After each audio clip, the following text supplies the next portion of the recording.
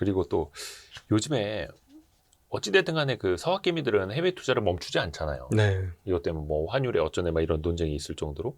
그러면 우선은 환율에 대한 이야기 하기 전에 서학개미 입장에서 보면 내가 1,300원대 투자했을 때랑 1,400 초반에서 투자했을 때랑 1,400원대 후반에서 투자할 때 환율이 기대치로 1,500원, 1,600원 쭉쭉 가면서 지금까지 내가 얻었던 것처럼 환차익이 또 추가로 생겨날 것인가, 그럴 가능성이 또 얼마나 될 것인가.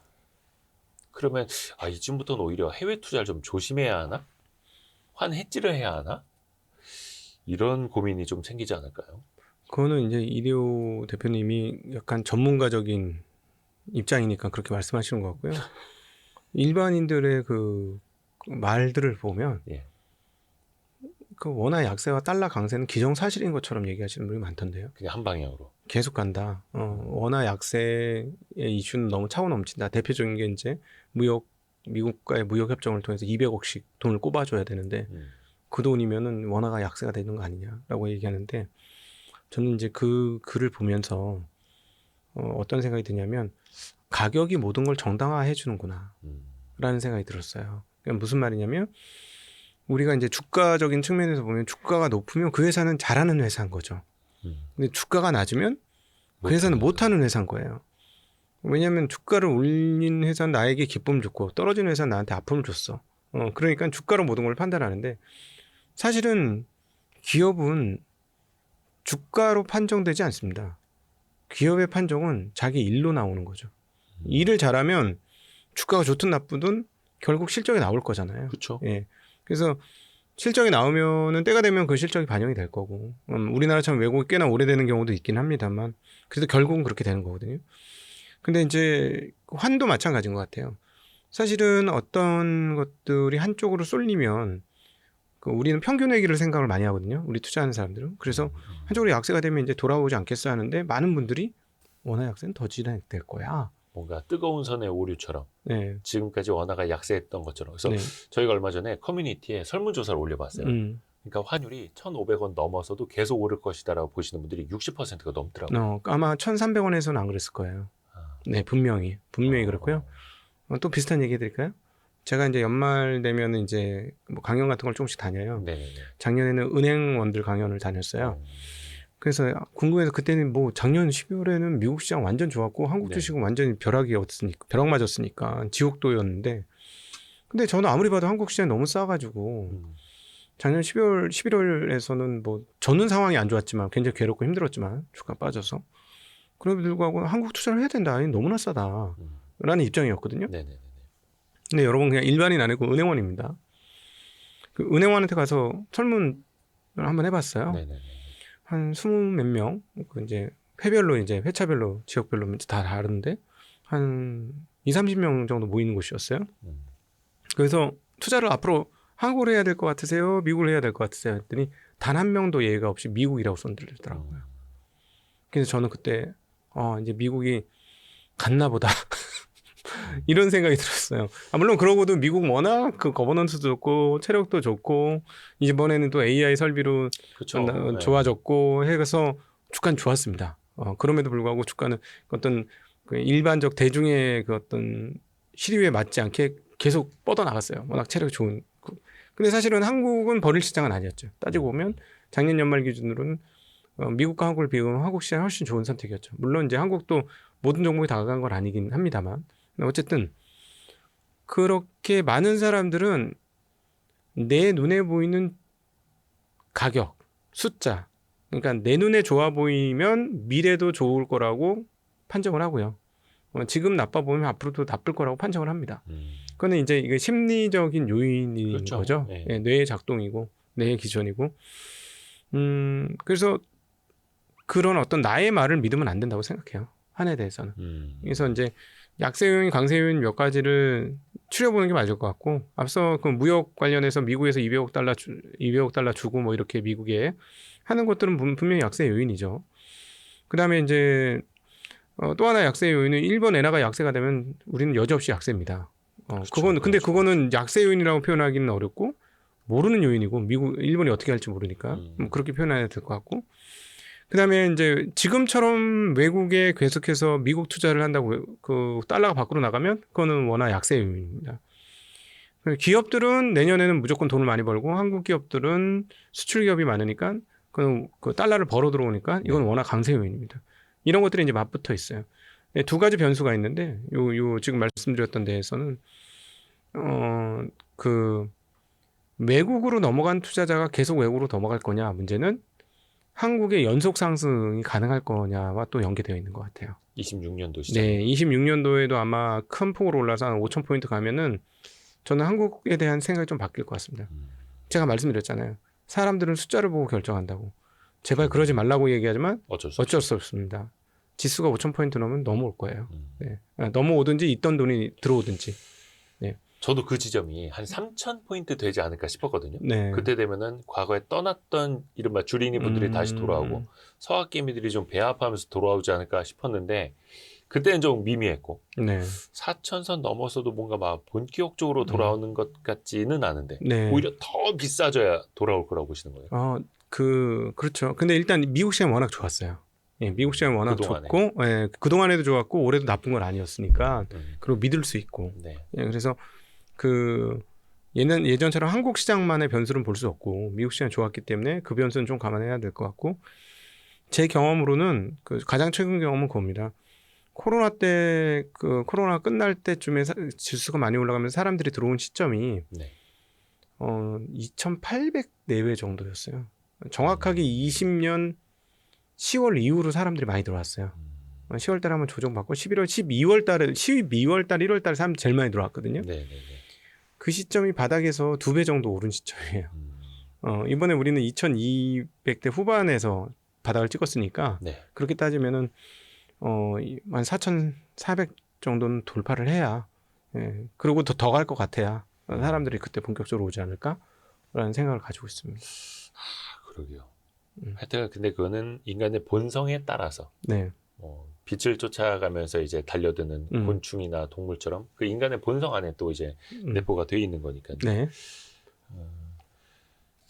근데 이제 환율을 놓고 보자면은 대표님 입장에서는 뭐 계속해서 올라가는 것보다는 좀 평균 회귀할 가능성이 있다라고 보시는 거예요, 이것도? 이제 하나 말씀 안 드렸는데 변수 중에 제일 큰 변수는 금리 변수다. 압도적으로 중요한 변수 중에 하나죠.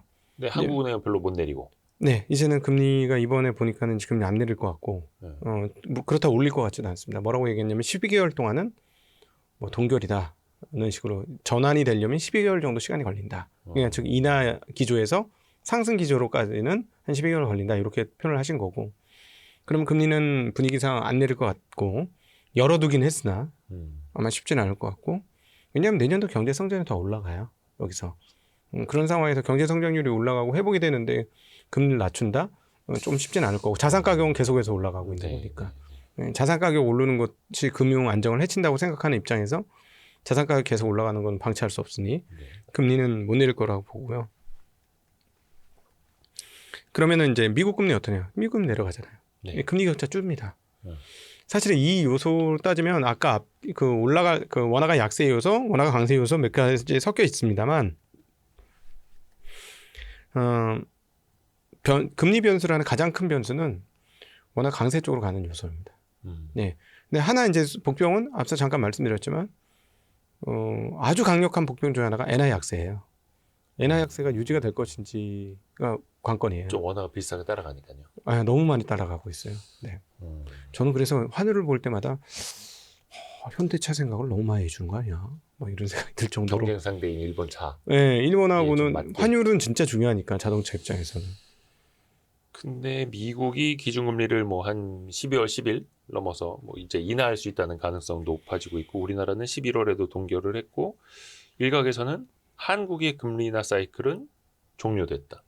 또 인상 같은 동결이다. 막 이런 말까지도 나와요. 근데 우리는 일단은 그러면 이거를 좀 베이스로 깔고 가야 하는 상황이고요. 네. 그럼 유동성 공급이라든지 또 이제 시장에서 원하는 그러면 이제 미국에서 계속된 네. 유동성 확대일 거잖아요. 네, QT 이제 곧 종료되고 종료하니까. 양적 네. 긴축 종료되고 그거는 그러면 그 방향으로 계속 갈 거라고 보세요. 또 네. 트럼프 행정부에서 이제 제롬 파월 의장의 의장으로서 임기는 내년 2월에 끝나고 네. 연준 이사로서의 임기도 올해 끝나잖아요. 음. 그럼 더 공격적으로. 그럼요. 왜냐하면 스티븐 마이론이 그 일종의 하나의 그 대변인이잖아요. 네. 연준에서의 그 트럼프 정부 대변인인데 끝도 없이 금리를 내려야 된다고 계속해서 이야기하고 있어요. 그러니까 이거는 트럼프 정부는 확실히 그렇게 금리를 내리기를 원하고 오히려 그래서 제가 보기에는 여기서 금리를 내리면 미국에서는 불균형한 버블이 올 가능성이 매우 높다. 자산 버블 같은 거요. 네, 그러니까 지금 상황은 얼마나 웃기는 상황이냐면 미국의 성장이 소비에서 이루어지는 게 아니고 설비 증설, 즉 AI 설비 증설에서 이루어지는데 금리가 떨어지면 설비 증설은 토양이 좋아지는 거거든요. 그렇죠. 더 잘 되겠죠. 예, 돈 빌리는 게 쉬우니까 네. 설비 증설 더 할 겁니다. 음.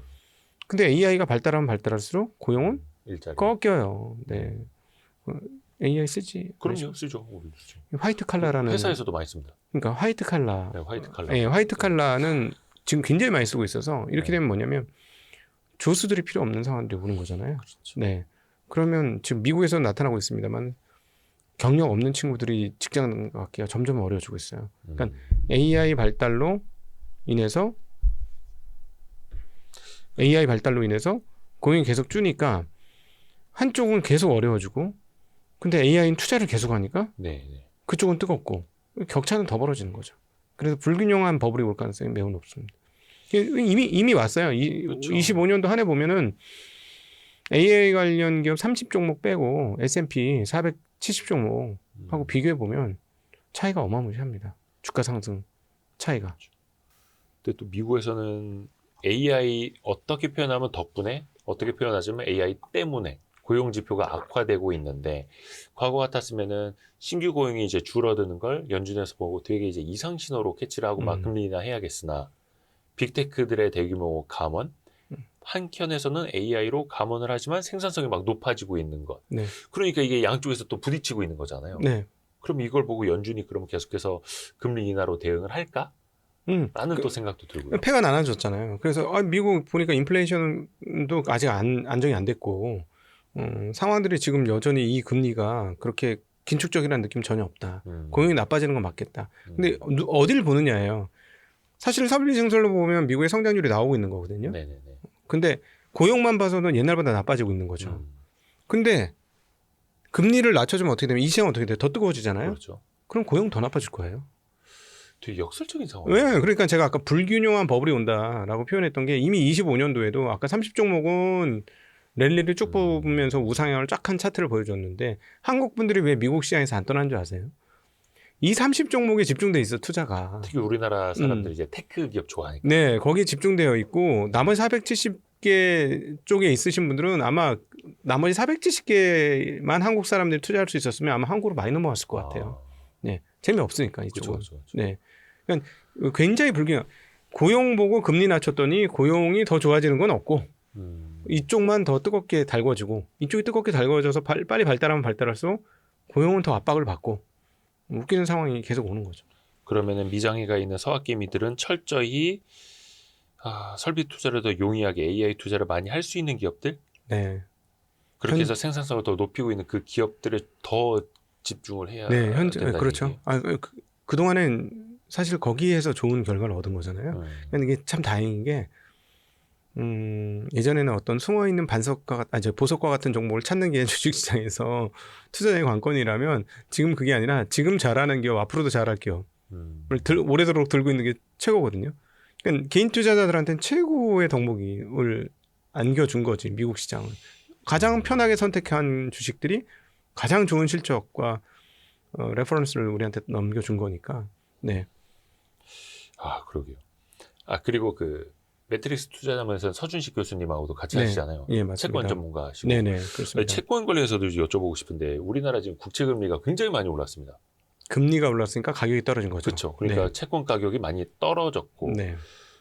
어떻게 보면 우리나라는 앞에서도 이야기한 것처럼 기준금리 이제 동결 기조로 가고 있고 재정 지출이 확대되다 보니까 국채를 더 많이 찍어야 되겠고 시장에서는 그러면 국채의 공급이 늘어나니까 가격은 떨어지는 이런 건데 그러면 지금 시점에서 채권 투자는 좀 어떻게 하는 게 좋을까요? 한국 채권은 지금 볼 게 없죠. 답이 안 나옵니까? 네, 우리 서지 교수님도 그래요? 네, 투자할 게 없고요. 어떻게 보면 뒤집어서 보면 네, 가격이 많이 싸졌으니까 금리가 올랐으니까 가격이 많이 싸진 건데 네. 그렇다고 해서 지금도 뭔가 가격 메리트가 있다 이것도 아니에요. 한국의 성장률 보면 뭐 별로 그렇게 대단한 네. 금리가 일단 기본적으로 별로잖아요. 아니 그러니까 채권은 너무 어렵게 생각하실 필요가 없어요. 이 금리를 내가 받는 게 만족스러운가 그걸 생각하시면 되는데 지금 3%대 나오지 않습니까? 그 만족스럽냐? 거의 한 10년물 돼야. 네, 3%대, 2%대 그게 만족스러웠냐라고 여쭙고 싶고요. 인플레이션 생각해 보세요. 저는 이건 별로 그렇게 만족스러운 금리는 아닌 것 같고요. 그냥 그렇고. 그건 미국도 일부 좀 그런 것 같고요. 오히려 제일 좋은 데는 브라질 국채가 제일 좋았죠. 거의 뭐 항상 뭐 두 자릿수대 이자율이니까. 근데 그동안에는 환차선이나 이런 것들이 엄청 터졌는데 25년은 브라질 국채 최고의 한 해였어요. 네. 아유 근데 브라질 국채는 너무 어질어질해가지고. 그러니까 지금 저와 서질 교수님은 연초에 브라질 국채 좋다고 얘기했어요. 네. 지금 한 20% 수익 나 있어요. 근데 지금도 채권으로. 상대적으로 그렇게 나쁘진 않은데 지금 환이 너무 나빠졌어요. 브라질 국채 원해알이 너무 상황이 안 좋아서 원해알이 좀 옛날 방향으로 가면 뭐 그때는 뭐 다시 한번 생각해 보실 수 있을 것 원화도 같아요. 약세였는데 해아라는 더 약세였어요. 아니요. 원화만 약세. 이번 처음 있었던 일이에요. 지난 대략 한 2011년 이후 우리나라가 한 2010년 내외에 브라질 국채 팔기 시작했는데 네. 600원이었어요. 예. 하염없이 빠져서 200원까지 깨졌었거든요. 지금 275원이에요. 해아화 대비. 예, 그러니까는 원화가 약세예요. 이번에 원화 약세 기록적인 약세입니다. 타통화 대비. 그럼 환차 이익은 날 수 있잖아요. 해외 채권에 투자했을 때. 그러니까 올해 그래서 브라질 국채 아주 기록적인 수익을 낸 거예요. 예. 그래서 요게 지금 너무 수익이 높으니까 괜찮긴 한데 좀 환해서 좀 안정이 찾아져야 되지 않을까 보고 그러니까 있습니다. 지금 신규 진입하는 입장에서 봤을 때는 네. 녹록지 않을 수 있다. 이런 그냥 환차손 할 거라고 생각하고 들어가셔야 되죠. 지금은. 근데 걸고. 25년도 투자자들은 환차익을 얻었어요. 이 환차익 얻은 건 처음인 것 같아 거의. 그것도 브라질에 투자하면서. 단기적으로 살짝 그런 적이 있었는데 이번엔 좀 길게 그러고 있습니다. 근데 우리 국채는 메리트가 별로 없는 상황. 네. 그러면은 이제 그 미국 쪽 금리를 이야기를 했는데 그러면은 뭐 12월도 그렇고 미국 쪽은 이제 금리 인하 완화적 네. 기조로 이제 보시는 것 같고 그러면 그게 이제 미국 장뿐만 아니라 우리 시장에도 외국인의 수급 등을 이용해서 뭔가 영향이 들어올 거 아니에요. 그럼요. 네. 그러니까 사실은 달러는 한국이 워낙 약세라서 강세처럼 보였을 뿐이죠. 트럼프 당선 이후로 차트 한번 그려주시면 나오는데 계속 약세예요. 달러 인덱스요. 예, 달러 인덱스는 최근에 조금 오르긴 했습니다만 계속 약세입니다. 최근에 오른 것도 사실 장기로 봤을 때. 예, 엔화 영향이 상당히 컸어요. 그러니까 엔화가 글로벌리 지금 무슨 일을 어떻게 벌일지 그건 이제 정확히 모르겠고 그리고 이 얘기가 나왔으니까 마음속으로 그 작년도 8월 달에 대한 기억을 한번 더듬어 보셔야 되는데 이번에는 그런 충격을 안 주려고 지금 그렇게 진을 빼면서 꿈쩍도 안 하고 있는 것 같은데 일본이 금리 올리면은 또 엔캐리 얘기 나올 겁니다. 그러니까요. 엔캐리 청산 얘기. 예. 근데 일본은 금리를 올려야 돼요, 지금. 저희가 이게 말이 안 되는 것 같아요. 물가라든지 이런 것만 보면. 근데 타카이치 사나의 총리는 굉장히 적극적인 공격적인 네. 재정 확대를 한다라고 했고 거기에 이제 BOJ 일본의 중앙은행이 보조를 맞추려면 네. 금리를 올리면 안 되는 상황이잖아요. 네. 근데 실물 금리는 이미 다 엄청나게 올라가고 있어요. 근데 시장 금리는 네. 재정 지출 때문에라도 금리가 계속 올라가고 있고 네. 그러면 그거 뭐 물가라든지 잡으려면 중앙은행이 금리를 올려야 되는데 네. 그러면은 24년 8월 15일이요. 8월 5일이었죠. 엔키리 트레이드 쇼크. 네. 일본으로 돌아가는 그것 때문에 청산 쇼크였죠. 청산 쇼크. 되풀이될 수도 있다라고. 작년에 그 상처가 너무 커가지고 네. 그 엔캐리 청산 덕분에 청산된 펀드들이 정말 수십 개가 넘을 겁니다. 그때 뭐 시장 엄청 흔들렸어요. 네네. 하루에 10%가 빠졌어요, 지수가. 일본 지수가 네, 10% 빠졌는데 난리가 났죠. 그러니까 그거에 대한 두려움은 좀 트라우마는 남아 있을 것이고요. 근데 이제 그 트라우마는 일본 은행도 갖고 있을 겁니다. 그래서 충격을 안 주면서 금리를 올리는 방식을 취하려고 지금 기진 애를 쓰고 있다고 하는 생각을 하는데 사내 총리 오면서 조금 더 늘어진 것 같긴 해요. 왜냐하면은 이런 말씀 왜 드리냐면 7명의 금통위 금정위위원회에서 네. 동결 이번에 이제 금리를 금리를 올려야 된다고 생각하는 사람이 2명 있었어요. 네. 2달 전부터 그랬어요. 두 번이나 최근 두 번 그랬어요. 네, 네. 그래서 원래는 보통 그렇게 그 반대 방향의 소수 의견이 나오면은 방향을 틀기 위한 그쵸, 전조입니다. 그쵸. 그게. 깜빡이. 네. 근데 두 번이나 연속으로 그랬단 말이죠. 그래서 음. 금리를 올릴 신호를 많이 준 거예요. 그러니까 아마 일본 은행 입장은 내가 신호 줬으니까 알고 있지. 우리 이제 틀 거야. 이런 신호를 줬는데 시장에서 어떻게 받아들일지는 그거는 뭐 뚜껑을 열어봐야 알겠고. 근데 그 일본은 금리를 안 올리고 언제까지 버틸 수 있을지 솔직히 잘 모르겠어요. 왜냐하면 그 여기 이제 700년 무사 문화가 깔려 있는 건데 지금 쌀값이 한 가마에 80만 원 아닙니까? 많이 일본에서는 올랐다죠.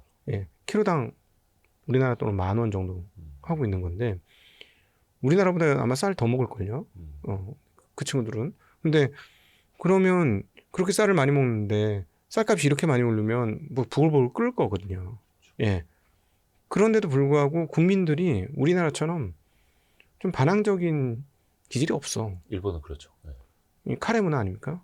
카레가 뭐예요? 무슨 카레 문화, 무사, 칼. 700년 무사 문화를 빼고는 얘기할 수 없다니까요. 네, 지금 네. 저 시츄에이션은. 칼의 문화. 저는 카레라고 그 인도 카레. 인도 카레. 네. 죄송합니다. 리스닝이 이렇게 중요한 건가요? 네. 제가 잘못한 거죠. 칼을 네. 쓰는 네네. 문화. 그러니까 언제 칼에 베일지 모르기 때문에 아무 얘기 안 하는 숨어서 있는 그 민족성 있잖아요. 그쵸. 혼내와 다테마이. 네. 속마음과 겉모양이 완벽하게 다른. 왜 그렇겠어요? 잘못하면 베이니까. 예, 베이니까. 속마음 잘못 표현했다 바로 베이니까. 그래서 저렇게 지금 버티고 있는 건데 저는 그러니까 국민이 조용해서 저거 버티는 거지. 전 임계치 아니냐 이런 느낌 많이 들어요. 근데 모르겠어요. 도대체 어디까지 가게 될지. 네. 근데 어찌됐든 간에 일본 중앙은행의 금정위라고 하죠. 거기는 금리 인상 이게 어떻게 보면 좀 완전 변수가 될 수 있다. 시장에 흔들어 버릴 수 있는. 예. 그 변수는 보셔야 되고 만약에 금리를 올리게 되면 엔화도 강세가 되고 원화도 그 앞서 말씀드린 미국은 금리를 내리는데 우리는 금리를 더 이상 못 내리고 거기서 일본은 금리를 올렸다. 이러면은 이거는 많은 분들이 무조건 원화 뭐 200억 달러 주고 아니에요. 이건 원화 강세 요인입니다. 그렇게 되면 그러니까 일본이 제일 중요해요. 어떤 측면에서 보면 다른 답은 다 변수가 정해져 있어요. 그때 원화로 만약에 이제 일본의 금리 인상과 함께 원화도 강세로 간다면 오히려 그런 외국인 투자 자금이 또 한국으로는 들어올 수 있는 요인일 텐데 미국 시장이나 일본 시장 전반적으로 그걸 흔들어 버리면 또 외국인의 투자 심리는 또 그럼 안 좋아질 텐데. 그거는 이제 흔들린다. 그 뭐 예를 들어 그 청산에 대한 생각 어떤 공포가 온다는 건 보장은 할 수 없어요. 작년에 그랬다는 것뿐이지. 왜냐하면 작년 분위기가 어땠냐면 와 이제 시작이야라고 생각했어요. 왜냐면 야 이런데도 금리를 안 올려? 이랬는데 드디어 올렸어. 이제 연속으로 올리는 거야. 막 이렇게 된 분위기가 그랬어요. 그러니까 일본은 아마 분명히 시그널을 줄 겁니다. 이렇게 한번 올렸으니까 한참 있다 보겠다. 뭐 이런 식의 시그널을 줄 거예요. 굉장히 겁을 내요. 일본은 그런 거 바꾸는데 이 포지션 변경하는데 굉장히 겁을 내는 국가라서 그거를 아마 줄 건데 작년 트라우마하고 싸우는 과정. 그래서 이렇게 늦어지는 거예요. 제가 보기에는 금리 인상이. 그래서 만약에 일본이 금리 인상한다 그러면 환에 대해서는 상당히 큰 폭으로 생각을 돌리셔야 됩니다. 근데 생각해 보면 내년엔 진짜 일본의 금리라는 변수도 있겠고 또 미국에서도 변수가 많은 게 트럼프 행정부의 그 관세 정책에 대해서 대법원 판결 앞두고 있는 게 이게 뭐 연말 연초에 나올 수도 있다라고 하고 앞에서 말씀하셨던 연준 의장의 교체도 하나 이슈고 또 내년 11월이면은 미국의 중간 선거도 있고 뭔가 빅 이슈들이 되게 많네요. 그 중간 선거 되게 중요한데요. 중간 선거 때문에 금리 내릴 거라고 봐요. 그래서 의장 바꾸면 금리 내리기 훨씬 쉬울 거 아닙니까? 그렇죠. 그러니까 금리를 그 중간 선거 이전까지 최대한 내릴 거고 증시를 최대한 띄우기 위한 노력을 할 겁니다. 네. 또 근데 뭐 그 사이에서 미중 간의 관세 전쟁, 무역 갈등은 계속 이어질 것 같고 AI라는 키워드는 또 이어질 수밖에 없을 것 같고 26년을 관통하는 키워드 뭐 좀 어느 쪽을 좀 주목하고 계세요? 관통하는 건 그거는 미국은 금리 인하가 언제 끝나냐 이고 오히려 추가 금리 인하가 아니라 금리 인하가 끝나는 시점. 끝나는 시점. 거기서 이제 마무리 될 거냐. 이게 중요한 포인트가 될 거고요. 중반 이후가 분명히 그렇게 될 것 같고 한국은 정책이 효과를 발휘할 것이냐. 이게 가장 큰 이슈가 될 거라고 생각합니다. 일단은 금리나 종료 시점이 중요한 거는 왜 그런 거 있지 않습니까? 증시가 오르기 시작하는 건 금리를 인하할 때가 아니라 금리 인상을 마지막으로 했을 때다. 근데 네. 이거 뒤집어서네요. 그러면 이제 그럼요. 증시가 충격을 받을 거는 금리를 인상할 때가 아니라 금리 인하가 종료되는 시점. 네. 그래서 또 우리는 앞서서 그걸 또 계속 체크해야 되는 거고. 그러니까 완화되는 게 기대되는 국면까지는 되게 편하게 갈 거고 시장이. 완화가 끝났어. 근데 이제 끝나도 괜찮겠죠. 근데 올려 이러면 이제 타격이 시작이 되겠죠. 올리기 전부터. 근데 이제 빠른 사람들은 끝나는 시점부터 그 분명히 인플레이션을 볼 거예요. 저는 근데 인플레이션 안 떨어질 것 같거든요. 미국 생각보다 안 떨어질 것 같아요. 왜냐하면 제가 이거는 너무 부분적인 그림이라 전체를 얘기할 수는 없는 거긴 한데 수입하는 업체와 수입업자, 즉 수출업자, 한국이니까 수출이죠. 수출하는 기업과 수출하는 업자분 몇 분을 만나서 얘기를 들어보니까 지금 여기 분위기 파악하고 있더라고요. 가격 올릴 거. 그러니까 지금은 막 폭풍이 불어닥쳤으니까 눈치 보고 있는데 딱 어느 시점 딱 지나면 가격을 올리기 시작할 겁니다. 그래서 오히려 중간선거 이후부터는 가격이 오를 수도 있어요. 본격적으로 제약 가격이. 그러면은 뭐 제약 가격이 오르기 시작하면 금리 인하로 인해서 미국이 금리 인하로 물가가 떨어질까? 저 안 그럴 것 같은데. 자산 가격 계속 오를 것 같은데. 그러면은 물가가 떨어지는 방향성이 너무 힘들 것 같아요. 그러면 금리를 내리고 났더니 이거 봐라. 또 인플레가 시작되었다. 내년 미국이 가장 큰 위험은 그거죠. 인플레이션이 다시 고개를 들면 시장은 충격을 받을 것이다. 그러면은 그 금리나 종료 시점이 오기 전에 바짝 벌어야겠네요. 아니 바짝 벌으시려면 한국으로 오시죠. 근데 또 이제 네. 앞에서 우리가 얘기한 것처럼 파티장에 있는 시계는 초침이 없다라고 네. 말씀해 주신 것처럼 누구나 먼저 문고리를 잡고 싶겠으나 그게 참 어렵다라는 거고. 근데 한국은 또 이제 정책 효과, 아까도 말씀해 주셨던 것처럼 배당이라든지 상법 개정 이후에 나타날 것들, 또 코스닥 뭐 건전화 활성화 이런 것들도 좀 입체적으로 봐야 할 테고요. 오늘도 다양한 이야기 아유, 깊이 있게 네. 해주셔서 너무 감사드립니다. 깊이가 없었어. 아이 별 말씀. 깊이가 없었습니다. 아이 별 말씀입니다. 예. 그래서 오늘도 매트릭스 투자자문의 곽상준 대표님께 좋은 도움 많이 받았습니다. 고맙습니다. 네, 감사합니다. 감사합니다. 고생했습니다. 고생했습니다. 를 하면서 느끼는 최대의 만족은 선택의 자유가 저한테 있다는 거예요. 평생 일을 하고 싶으신 분, 이미 직업을 잃어버리신 분들이 이 직업을 권하고 싶죠.